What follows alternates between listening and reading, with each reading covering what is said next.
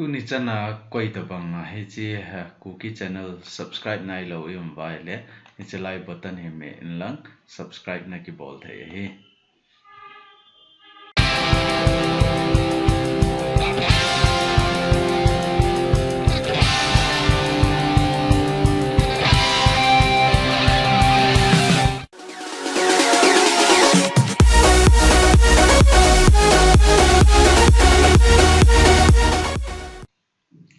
hello tu ni a he cookie channel ai sei de wa he a he le Steemit account iti ki hon ham ti sei de wa hi in he ti Steemit account hi ipia ki jang ham ai lo la phat chom na ipia mi ti ai le hi chi account mang cha a hi YouTube ta banga hi platform khat au min D2 akiti hi chi chu YouTube ta banga hi a hi wangin YouTube ta banga monetization ai lo le hi chi approval ti hoi nga angai pon na no mai le video na download na upload ni a ko na chu summu na ki pat thei hi in na chi to bang cho hi in ton mi dang hon na sein dan to ba ai le chun mi chi YouTube hin YouTube hi an le khal dinga sei yo hi in hi chi to bang platform hoi ta hi in hi chi ba na chu kum khat thing nai lo hi in hi chi YouTube hong po ai wanga popular dan hi event nai le chun khang to thoi hi chun cái gin chat dana wang cho YouTube khel ring hi ta pon de ka ti hi in ahin la hi chi YouTube nei na dinga cho hi chi Steemit account he anga in hi chi Steemit account na ko na thil article zit thim nei ayong la sum na mu thei aban la video na sum mu YouTube ma na sum mu se chu hi chi Steemit account mang cha ai na draw ding hi chi chun hi chi Steemit account he ngai cha hi ama sa penin hi chi Steemit hi ipia ki jang ham ai lo la ipi dan ham ti ana beo hiten hi chi vele chun Google a chin lang hi chalai Google a hi chin lang Google a na chi zo ting lai chawai Steemit account ti la Steemit type la chun hong in tin aban la hi chawai steemit.com hi chawai na chi ding hi chalai click ting na click zo ting le hi chi interface hi in hi chi ba ko na account na nei nai lo wai le hi chi sign up ma na chi ding account na nei ta ai le chon hi chi wai na chi ding sign up ma hi chi le wan ken account ka nei ta in hin la na ho vet ding sign up ma ka click hi in hi ti hin tin sign up for free ai le chun free account na sim go nai le hi chi vai 1 to 2 weeks angain ahin la na pay sum na pi ai le chun instant ti chu na apet pe na ki hong jing thei apet pe na ne account chu approve hong hi jing ding hi ahin la pay angai pun aji cho online a hoi hai tai pay ki chep angai po in ino mai le free eng ya nang bol thei hi khom bai khat hi chi Steemit account na nei ai le chun hi cho lo siam hi na za thei ti nai che application hi chi pen hi D2 ki ti chu en lai chi ba hi na click ting hin hi chi ba na click zo ting lai chi ba username ai hin ki chi tin example dinga ga kis koi me hin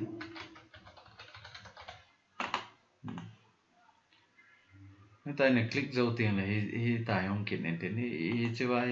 email na enter zo phale na email na enter continue me le chun ti seram Gmail hong in ki tin Gmail na Gmail confirmation hong ki thot nen tin email khat hong ki thot nen tin hi chi chu ana be within to ai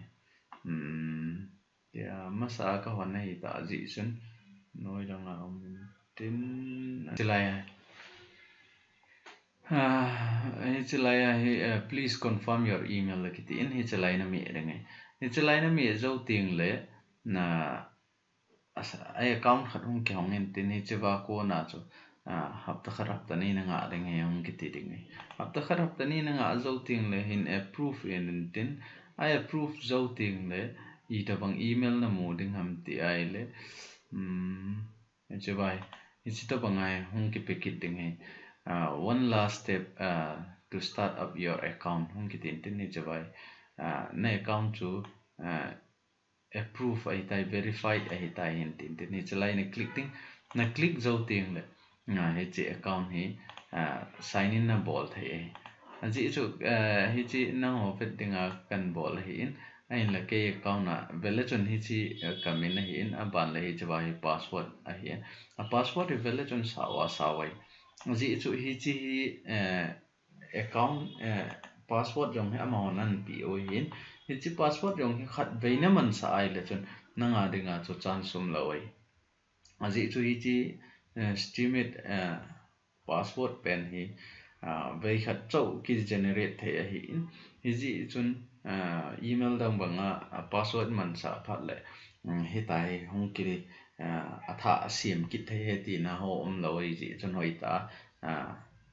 password an pi pen chu copy bol lang notepad ham khat ai lo le na computer ham na mobile ham na email ham khoi lai ham khat na chu save hoi ta na ki bol na ki koi ding ai lo le notebook ham khat na na ki note hla thei na diary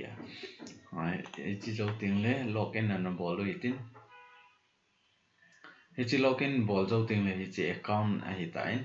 hi chi ke account hi chi account na ko na hi blog hi chi blog a hi in hi chi ba ko na thil D2 man na thil bol ho jong he chawang do reng e aban le chawai sum izat na mom thil na chinang sum na mo thei ji chon he chawang he bele chan 0.02 aji chu in zo chakhana chu ka dang ka ga upload hi in hi chi mi ni ham khat bo na ve na hi in hi chi chu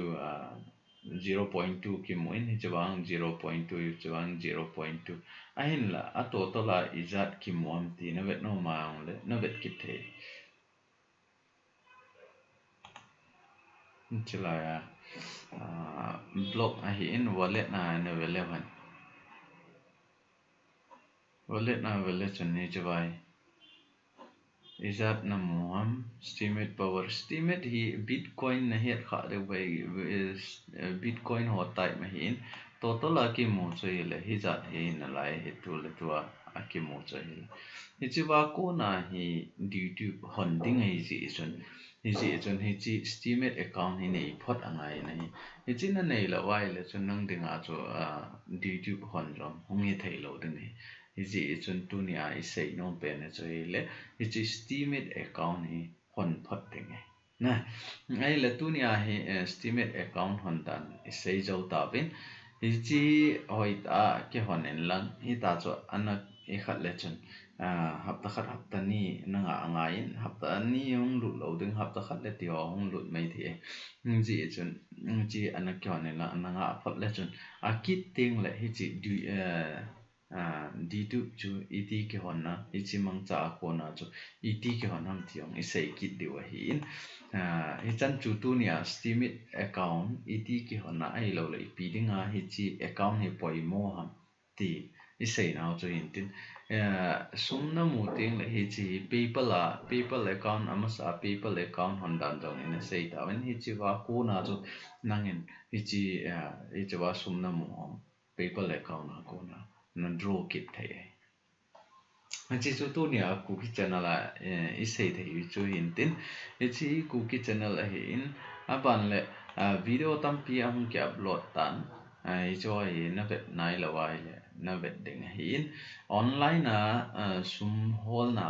man dinga chu ip poimo am tela ama sa pe na gmail he a paimo en hi gmail a poimo in aban le YouTuber na hi no ma le YouTube ngai in tin aban le blog na han no ma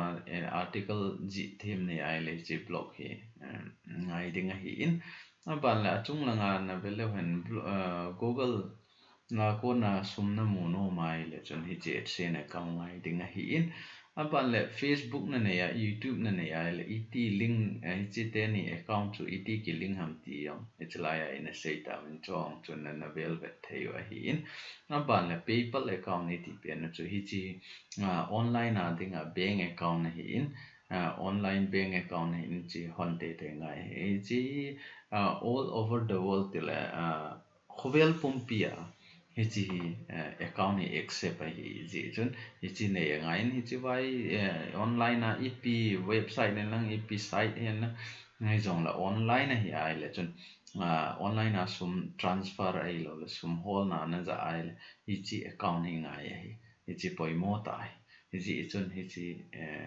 free hin abona hi chi ken video ka sim na ho zo se ai sum cheng khat leo na ding dong ka sei nai po in ji chun hi cho lo se iza kai free a mo the he ain la mun danga vele chun min hi chlai ne boarding hi chi na boarding khai chi na boarding tin na suman kat mai theo hin hi chi chun hi chi ku ki chana la he ai la ai ki chi chun koi ma ki them thei lo hin na ta san lo wai le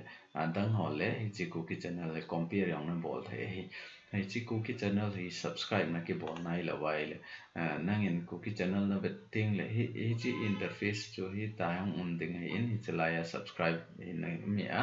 subscribe na ki bol thai hi tunia ai sei no mu chu steamit account iti ki hon ding ham ti chu i sei in tin aban le hi chu ba hi ga sei be le han account na nei zo ting le youtube hon ding hi in hi chi ba ko nai blog zong na nei in hi chi na blog a hi in aban le video na upload ho zong hi chi vai hung do su ke ding iza kai itiam khana asum na muwa na withdraw thei lawa zong la comment nan bol wa ni chu ba ko na chu video sim kit na wa a video chu vet na e video ko na zong chu na ki zel kit thei hi ni chi chu tu nya ai sei thei wi chu in hi chan chu in tin